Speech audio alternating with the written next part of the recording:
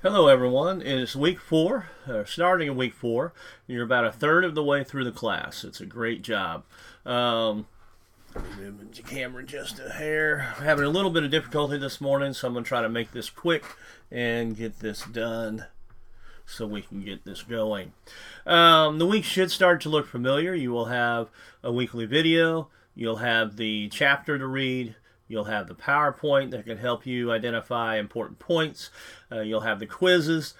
Some of them may have some assignments in weeks, but then you'll also always have a discussion board. So it's always good. Don't get complacent during this time. You will need to stay focused to stay on track. I do want to say, I don't know why this thing is... There we go. There will be a DI project coming up and also a differentiated instruction lesson plan coming up. I'll discuss more of that later on this week. For right now, though, let's go ahead and look at this last week. Many of you did well on Chapter 3.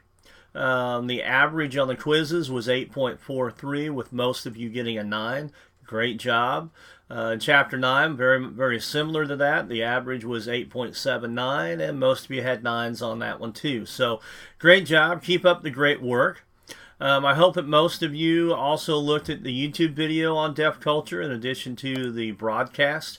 It looked like many of you, just like I thought, had a different opinion of the deaf culture and the issues that they may face, or that you may face when working with a child. And I'm glad I put this with the family, Chapter 3, because I think you could hopefully got a better idea of the different family challenges that might go into play with the deaf culture. It will happen in many other areas too. I guess the suggestion this week is I've been a little bit lenient on the discussion boards the last couple of weeks because we've had 2 chapters and a discussion board. So this week, try to make sure that by Wednesday night you have your initial post for Chapter 4. Then get back on Thursday and give some feedback to one of your peers. Then come back on Friday and do the same, and then Saturday or Sunday do the same thing also. That way you have 3 different discussions and feedback. Also, when you get feedback, make sure and respond. Just like you were in a classroom, you would typically respond to that student. So go back on Sunday and make sure that you have all of your...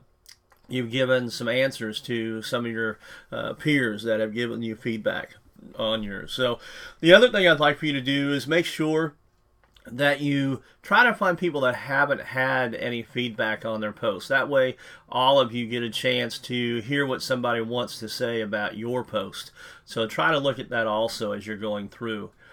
Let's see here. I'm trying to go fast because this is the 4th time I've tried a video. I've just restarted my computer, so I'm going to try to go a little bit faster on this one to make sure I get it taken. Many of you are doing much better this week. I will finish up grading the discussion boards later today or tomorrow.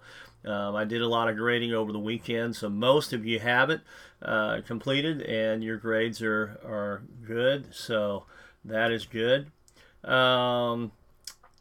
Make sure and don't forget the interview summary is due later on this week also, and I'll talk about that later. Let's go ahead and look at this week. Chapter 4 on intellectual disabilities. You will need to read the chapter, look at the PowerPoint, complete the discussion board activity, and then complete the quiz, and then make sure and upload your interview summary. Then you'll want to come back and look at the differentiated instruction in lesson plan, and then also later this week or next week I will put the instructions for your project. The tech item for this week is an app called Edmodo. I've used this the last 2 years with my students in Thrive, and it's a great way for the teacher to make sure that all students have access to what homework they may have in a day. At the end of each class, I take a picture of what I have on the board as the assignments, and then write those down also. So I basically type them out or on there also, and then I can input that, upload that, and then the students then have access to that day. If they go home and they forget something, they can go on Edmodo and double check. There's also a spot, depending on your grade level, for you to have one for parents, so that parents have the access to Edmodo and what the options might be. I know when there was a discussion board post last week that mentioned having a hotline that parents could call to find out what the homework was. Well, this might do that without the school having to come up with a bunch of different options. You go ahead and do it at Edmodo. It's also web-based, so they can actually look at it online also.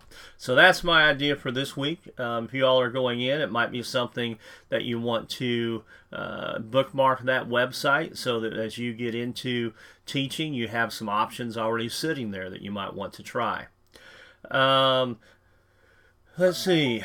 Next week, we'll be moving on to Chapter 5 on learning disabilities. We'll also discuss RTI, which is response to intervention. Many school districts may be using this. So look at the next few weeks at your differentiated instruction lesson plan. Find out what areas you'd like to look into. Make sure and look over the rubric and find out if you have questions this week. That way you can make sure you're on the right track for your lesson plan. It won't be due for a couple of weeks, but you'll want to get on that and make sure that you understand what you need. The other thing I want to go back to, the deaf culture. You really haven't had many schools that you will teach in. You won't have that much opportunity to work with a deaf student. I think in my last 15 years, I think it's probably only about one or two students that I've worked with that had some type of hearing difficulty, whether it be deaf or hard of hearing. And I did work with a student for a couple of years, had a cochlear implant.